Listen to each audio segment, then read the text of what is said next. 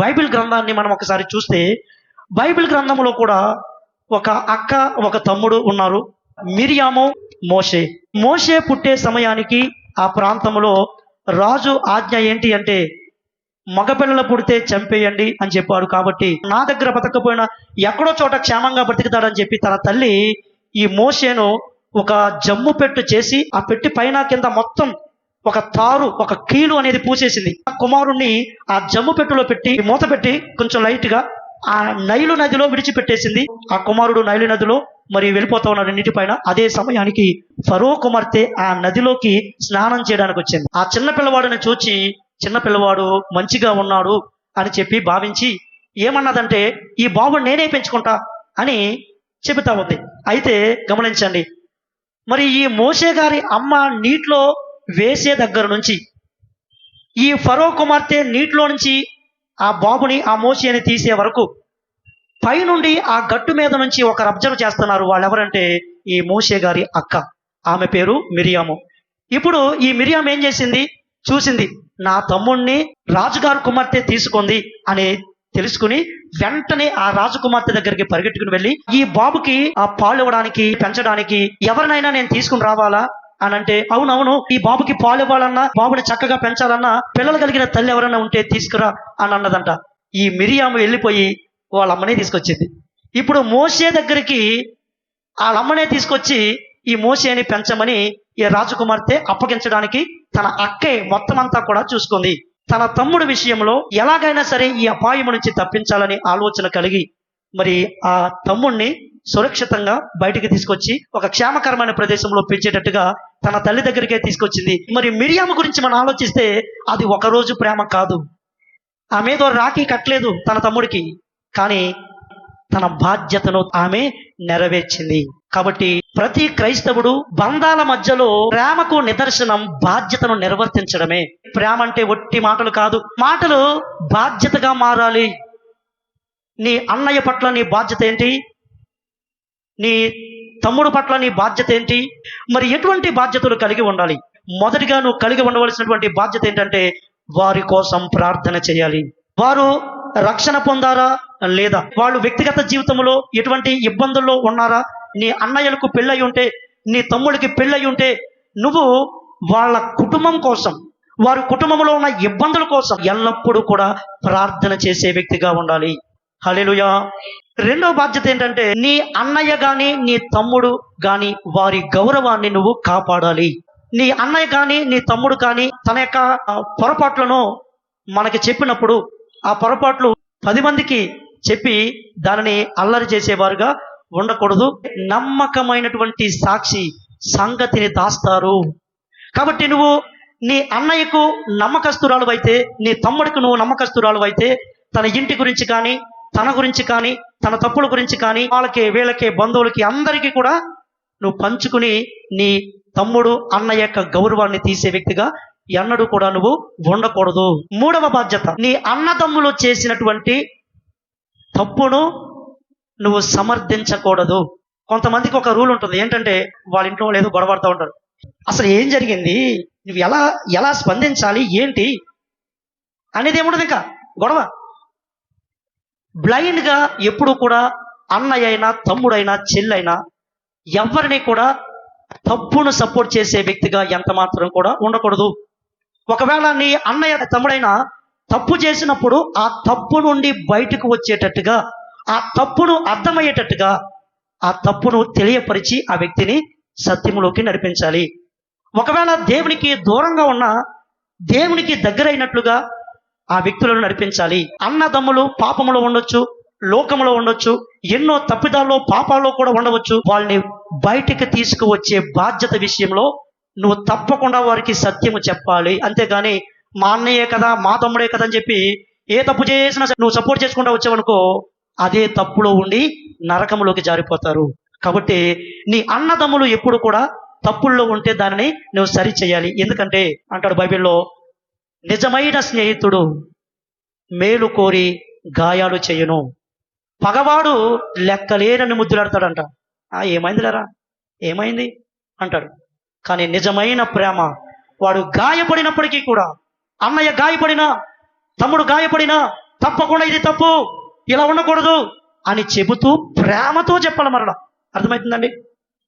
నువ్వేదో నీతిమంతురాలుగా, వాళ్ళేదో తప్పుడోలుగా చెప్పడానికి వీల్లేదు. అది కూడా ఇది దేవుని వాక్యానుసారంగా పొరపాటు. లేదంటే సమాజంలో కూడా ఇలా ఉండడం తప్పు, నువ్వు దేవుడికి దూరంగా ఉండడం కూడా తప్పు, ఇలా ఉండాలి, ఇది జీవితము అని నీ ప్రేమ నువ్వు ఎదుటి వ్యక్తులు, నీ అన్నయ్యలు, నీ తమ్ముళ్ళు తప్పులో పడిపోతున్నప్పుడు తప్పకుండా బయట తీసుకురావాలి. ఇది నీ బాధ్యత.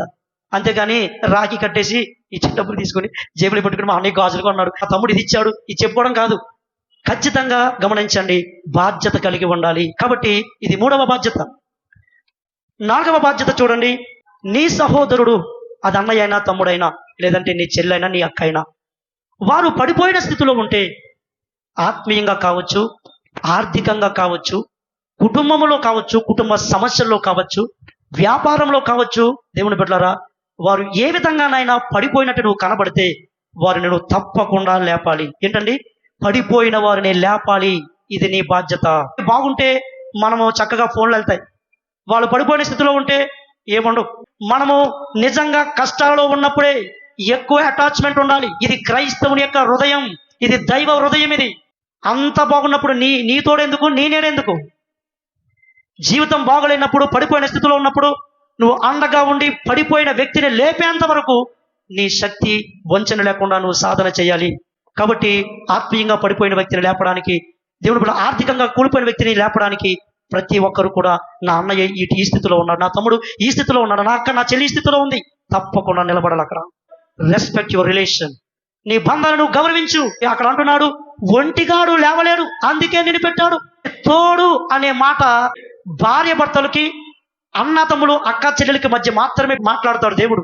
భార్య భర్త ఒకరికి ఒకరు తోడుగా చివరి వరకు ఉంటారు. ఒకవేళ వాళ్ళు ఉన్నా లేకపోయినా ఖచ్చితంగా ఏ సిచ్యువేషన్లోనైనా తన చెల్లికి అన్న ఉండాలి, తన తమ్ముడికి అక్క ఉండాలి. కాబట్టి ఎప్పుడు కూడా తోడుండేవాడు ఎవరంటే అన్న తమ్ముడు, అక్క చెల్లెళ్ళే. కాబట్టి ఎప్పుడూ కూడా విడిపోదామనే ఆలోచనలు ఎప్పుడు కూడా కలిగి ఉండకూడదు. ఇది దేవుని చిత్తం ఎంత మాత్రం కూడా కాదు. అన్నదమ్ములు, అక్క చెల్లెల మధ్యలో కొన్ని విషయాలు నష్టపోయినా పర్లేదు, కానీ బంధాన్ని మాత్రం కాపాడుకోవాలి. ఏదైనా విషయంలో ఏదైనా కొన్నిసార్లు జరగచ్చు, నీకే నష్టం జరగచ్చు, నీ ద్వారా నీ అన్నదమ్ములకే నష్టం జరగచ్చు. అయినప్పటికీ కూడా ఎంత మాత్రం కూడా విడిపోవడానికి వీళ్ళది బంధం దేవుడు పెట్టాడు. కాబట్టి దేవుని బిడ్డలారా, కడ వరకు మీ తల్లిదండ్రులు నీకు తోడుగా ఉండొచ్చు, లేకపోవచ్చు. నీ భర్త తర్వాత నీకు తోడు నీడగా ఉండేది నీ అన్నదమ్ములు, నీ అక్క చెల్లెలే. ఇంకొక బాధ్యత, యేసు ప్రభువే స్వయంగా మాట్లాడుతున్న మాట, దేవుడు కలిపిన బంధాన్ని మనుషులు వేరు చేయకూడదు. అన్నయ్యలకు తమ్ముళ్ళకి పెళ్ళి అవుతుంది. ఇప్పుడు సుమారుగా నీ వయసు లాంటి వయసున్న ఒక వదినో మరదలో ఇంటికి వస్తుంది. ఇప్పుడు నువ్వేం చేయాలి? నీ అన్న పట్ల, నీ తమ్ముడు పట్ల నీకున్నటువంటి ప్రేమను బట్టి నువ్వు హద్దులు మీరు కూడా ప్రవర్తించొద్దు. ఫస్ట్ ప్రయారిటీ భార్య భర్తలే, ఆ తర్వాత అక్క, తమ్ముడు, అన్న, చెల్లెళ్ళు. కాబట్టి మొన్నటి వరకు మా అన్నయ్య నా మాట అన్నాడని, మొన్నటి వరకు మా తమ్ముడు నా మాట అన్నాడని, దేవుని బిడ్డలారా, పెళ్ళైన తర్వాత కూడా హద్దులు మీరావనుకో, అది నీ తమ్ముడి, నీ అన్నయ్య కుటుంబ వ్యవస్థకే అది కీడు. కాబట్టి నువ్వు ఎంత మాత్రం కూడా హద్దులు మీరి వారు కుటుంబంలో ఇన్వాల్వ్ అవ్వద్దు.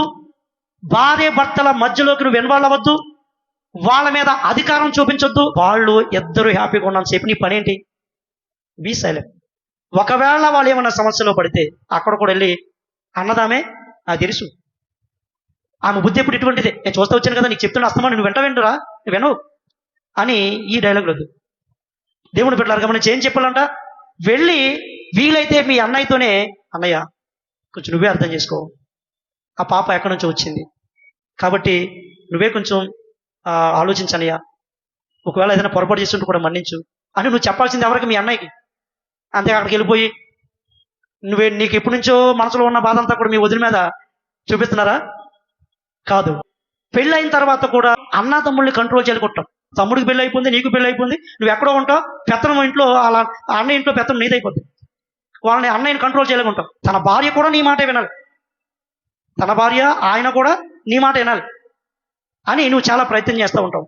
నీ అజమాయిషి నీ అన్నయ్య కుటుంబంలో, నీ తమ్ముడు కుటుంబంలో నీడ కూడా పడకూడదు దేవుని బిడ్డ. అది మాత్రం నువ్వు జాగ్రత్తగా చూసుకో. నీ అన్నయ్య కుటుంబం ఎప్పుడు, నీ తమ్ముడు కుటుంబం ఎప్పుడు కూడా ఆనందంగా ఉండాలి అంటే నువ్వు వాళ్ళ కోసం ప్రార్థన చేయి.